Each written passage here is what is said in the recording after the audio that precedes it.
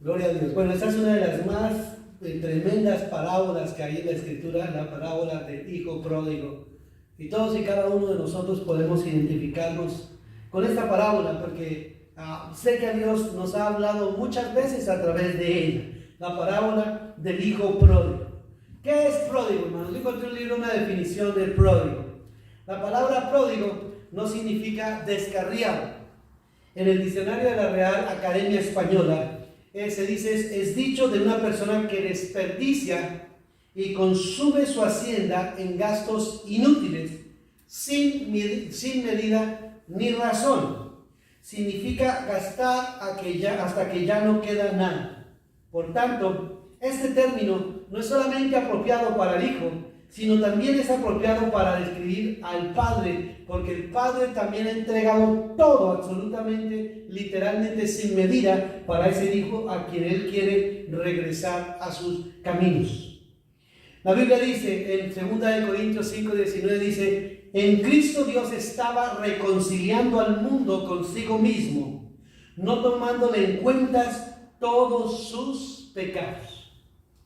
¿Qué nos dice el Señor en esa parábola a nosotros? Dice en el versículo 1, dice que todos los recaudadores de impuestos y los pecadores se acercaban a Jesús para oírle. Muchas veces pensamos que las personas que vienen a la iglesia son las mejores personas, las personas más buenas, las personas más lindas, las personas que mejores se comportan. Pero realmente Jesús, la mayor parte de su ministerio no anduvo con personas que asistían a la iglesia. La mayor parte de su ministerio lo dedicó al lado de personas que eran personas que la sociedad miraba con desprecio. Eran personas que la sociedad había aislado de ellos.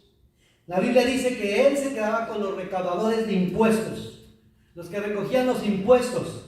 Y los pecadores se venían a él. Pero dice también que los religiosos, que eran los escribas y los fariseos de su época, decían, este recibe a pecadores y come con ellos. Y después de que Jesús conoce los pensamientos de todas estas personas, Jesús da 3 parábolas que indican la intención de Jesús de salvar y alcanzar lo que se había perdido.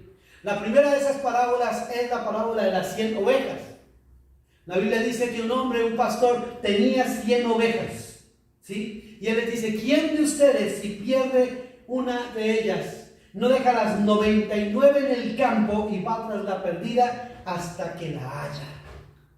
Y dice, y al encontrarla, la pone sobre sus hombros gozoso. Y cuando llega a su casa, reúne a todos sus amigos, los vecinos, y le dice, alegraos conmigo, porque se ha hallado la oveja que se había perdido. Y dice, os digo que de la misma manera habrá más gozo en el cielo por un solo pecador que se arrepienta que por 99 justos. Lo que significa es que cada vez que una persona reconoce y acepta al Señor como su Dios y Salvador, hay una gran fiesta en los cielos de alegría y de gozo por cada persona que conoce del Señor. Así que usted y yo somos responsables de que la fiesta nunca pare en los cielos.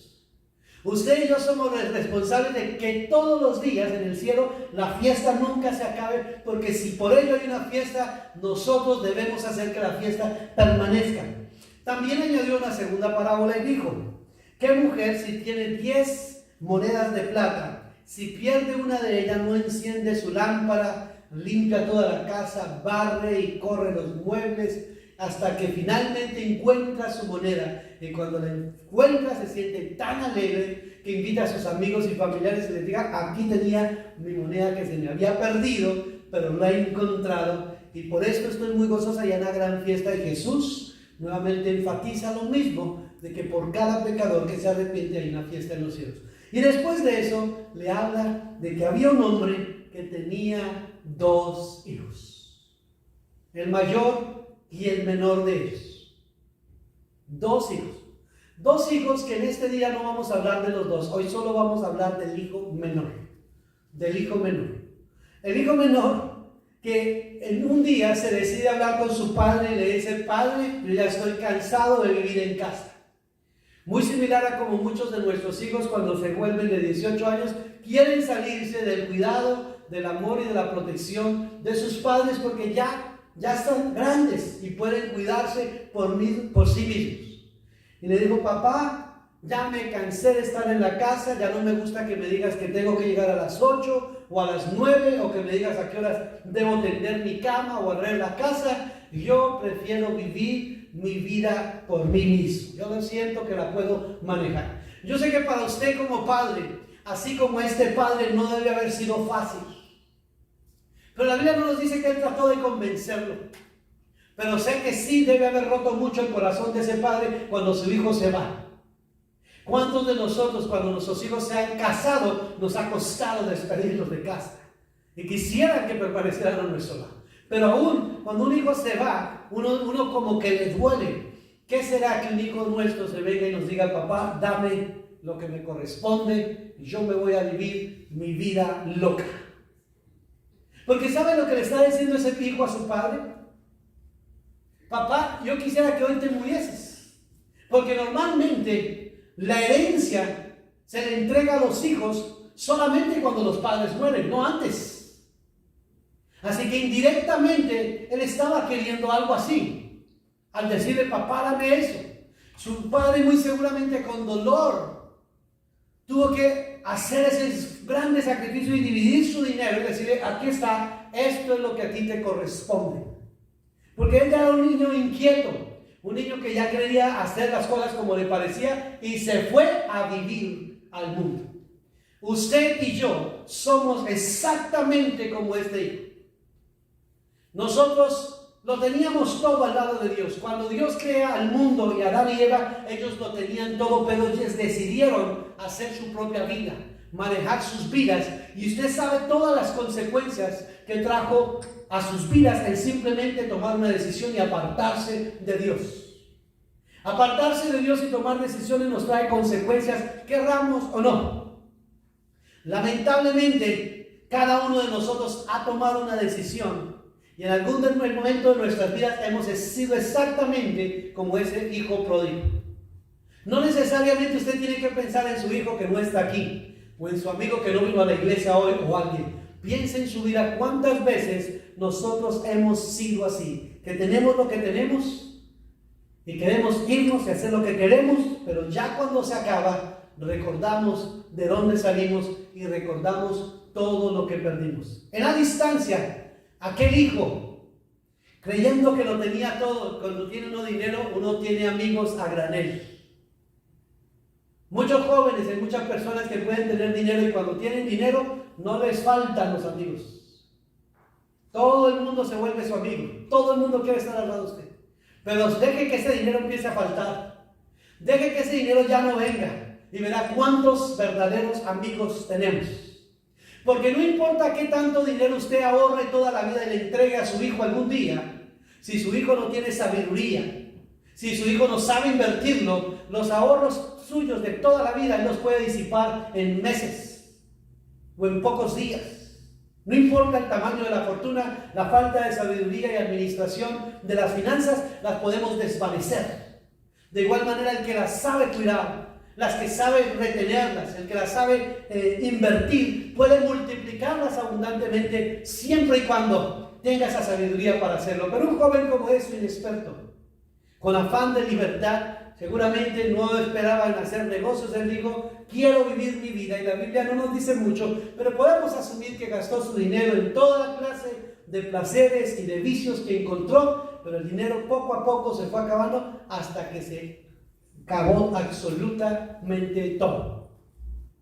Y como si fuera poco, después de que se acaba el dinero y no hay nada que hacer, dice que sobre esta nación o sobre este pueblo llegó una tremenda hambruna, una gran necesidad, que ya no había ni dinero, ni siquiera había que comer. Así que él tuvo que ser confrontado con una decisión importante y es ponerse a trabajar. Ponerse a trabajar. Como ciudadano judío, nosotros que entendemos el contexto de los judíos, para los judíos hay ciertos animales que son impuros y que los judíos aún en nuestros tiempos los mantienen distantes, y uno de ellos era el cerdo. Así que él lamentablemente no encontró un trabajo porque no había un McDonald's por ahí cerca, no había un Subway y mucho menos un Yoshinoya donde aplicar. Por allá encontró en una granja donde cuidaban cerdos, donde cuidaban puerquitos, donde cuidaban chanchitos. Y le dijeron, no hay ningún trabajo, pero chanchitos sí tenemos para que cuiden. Y en una crisis tan tremenda, hermanos, dicen por ahí que al mal tiempo, buena cara, hermanos. Al mal tiempo, buena cara. Aún lo peor, cuando no tenemos nada, es bueno para nosotros. Y él aceptó ese trabajo y empezó a alimentar a los animalitos diariamente, pero como había tanta escasez, aún ya él empezó a pasar hambre, que ya cuando le daba de comida a los cerdos, empezó a desear la comida que estos animalitos comían. Piense todo lo mucho que este hombre había descendido. Había descendido tremendamente, había descendido desde todo aspecto de su vida. Su corazón había llegado a lo más bajo que el ser humano puede bajar. Había empezado un escalón, porque en la medida que usted se aleja de Dios, es un proceso. El primero de los pasos de ese descenso es la obstinación, cuando nosotros nos volvemos rebeldes. Y en ese proceso de obstinación, de rebeldía, vino el egoísmo. Solamente pensó en él, no pensó en su padre, mucho menos en su hermano. Al llegar a ese nivel descendió un poco más y se separó de su familia. Estando separado del cuidado, de la protección, de la guianza de sus padres, cayó en toda clase de pecados, en la sensualidad, la destrucción espiritual, la humillación de sí mismo, el hambre, y llegó al puro fondo del abismo, a lo más bajo.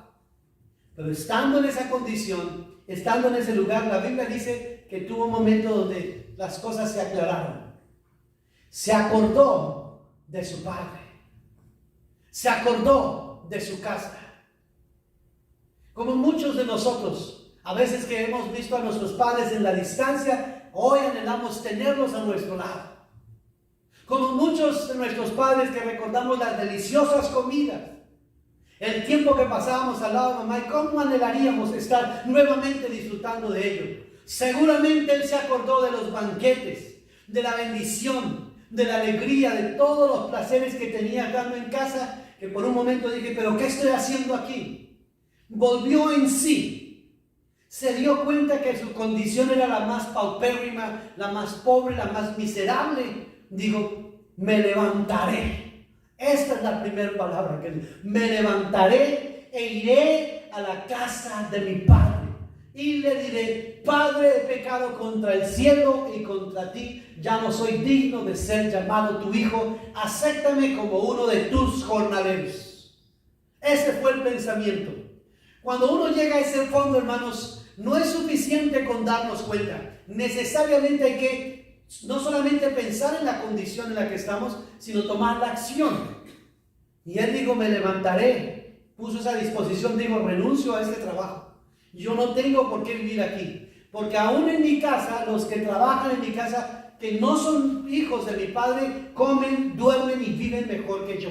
Y eso es lo que el enemigo muchas veces le enseña a las personas, que dándoles cualquier cosa que los mantiene viviendo un estilo de vida miserable, es suficiente para ellos, cuando con Dios nosotros lo podemos tener todo. Cuando con Dios podemos tener la bendición completa, no pedazos de la bendición.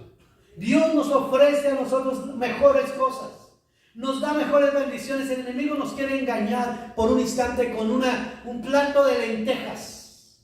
Con un plato de lentejas nos quiere entretener cuando podemos recibir algo mucho mejor. Pero lo importante es recordar y pensar, ¿quién de nosotros hoy es un hijo pródigo?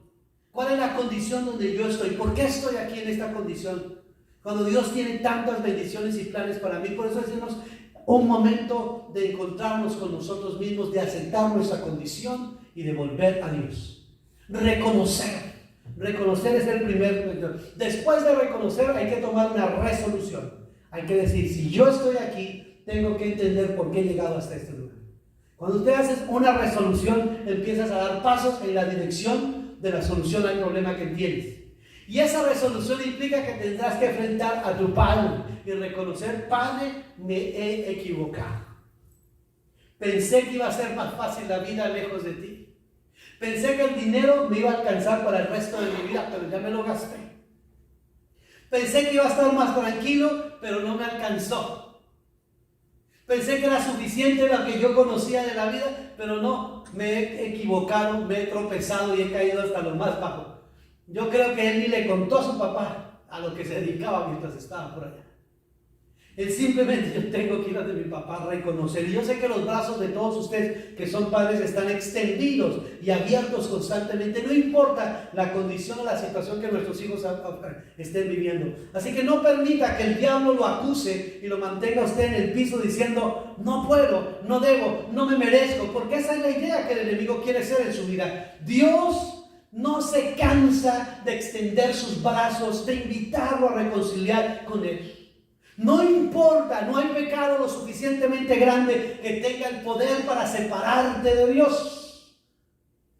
Dios está constantemente, su gracia no se ha terminado, su amor por nosotros, el sacrificio de Cristo es tan, pero tan grande que supera todas esas barreras que el enemigo coloca en nuestro corazón y en nuestra mente para sentir que no merecemos la gracia o el favor de Dios. Ahí está Él, con sus brazos constantes, como lo están los suyos extendidos hacia su hijo, que es rebelde, que es desobediente, que hace lo que quiere. Dios, aún más grande es su amor por nosotros. Tan grande era el amor de este padre, que yo me imagino a ese padre viendo a su hijo caminar, y él mirándolo desde la espalda y orando por él mientras se iba en la distancia. Pero la Biblia dice en este pasaje que él estaba esperándolo en la puerta. Ese padre que amaba tanto a su hijo, que oraba por el retorno de su hijo, esperaba que regresaba. Y él estaba en la puerta esperando el día que su hijo volviera. Y dice que cuando lo vio en la distancia, no se esperó, sino que corrió hacia él. Corrió hacia él porque lo amaba, porque esperaba, porque lo necesitaba, porque lo quería, porque incluso la Biblia dice, lo consideraba muerto ya. Ya pensaba, quién sabe qué pasó a mi hijo, no volví a saber de él en años. Se perdió, lo pudieron haber asesinado, ¿dónde estará? Pero ahí estaba como un padre que amaba a sus hijos, mirando en la distancia y en el horizonte. Algún día él regresará. Algún día ese hijo se arrepentirá de lo que hizo. Algún día ese hijo volverá a mí. Algún día ese hijo entenderá que yo no lo he desechado, que siempre lo he amado y que siempre lo amaré. Y ahí estaba la oración de ese padre, esperándolo hasta que él finalmente lo pudo ver, y su hijo corrió y se juntó con él y lo besó y lo abrazó. Pero lo maravilloso es que el Señor no se queda solamente con ellos, sino que la Biblia dice que Él lo bendijo.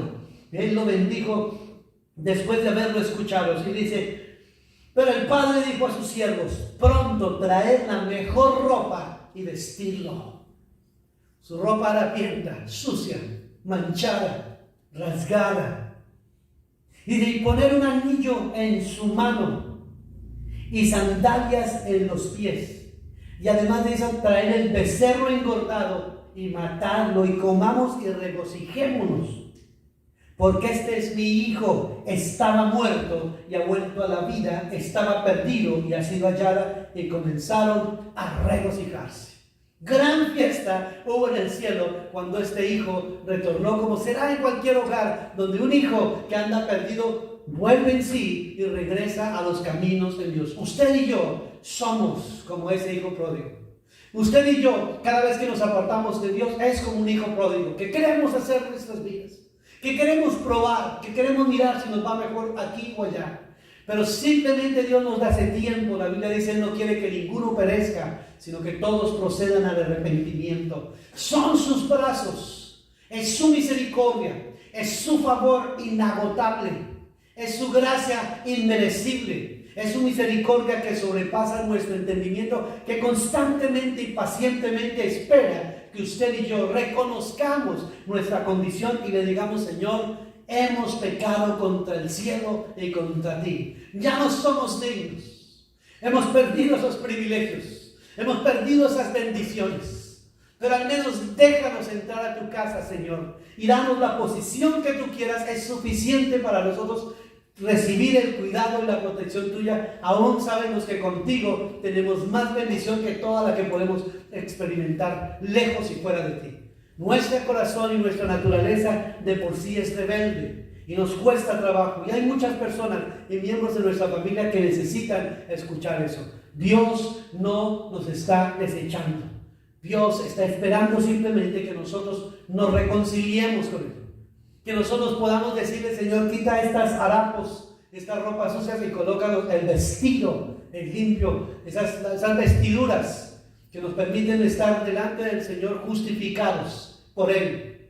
Y aún el Señor le tiene más bendiciones y le da zapatos y le da un anillo y cada una de esas cosas, y le hace una gran fiesta porque su amor y su misericordia es para todos nosotros. Mis amados hermanos, no olviden que ese es el Dios al que ustedes sirven. No olviden que ese es el Dios que les ama y que espera cada vez tener esos encuentros y oportunidades de restaurar su relación. Mis amados hermanos, no olviden que no hay cosa que nos pueda separar de ese amor. La Biblia dice: ni lo alto, ni lo bajo, ni lo presente, ni lo futuro, nada nos podrá separar del amor de Dios en Cristo Jesús. Ese es el tamaño del amor de Dios. Ese es el amor de Dios que no está para recriminar, para condenar. Ese es el amor de Dios que, como Él hacía, vivía y pasaba el 90% de su ministerio entre los pecadores, entre aquellos que eran desechados.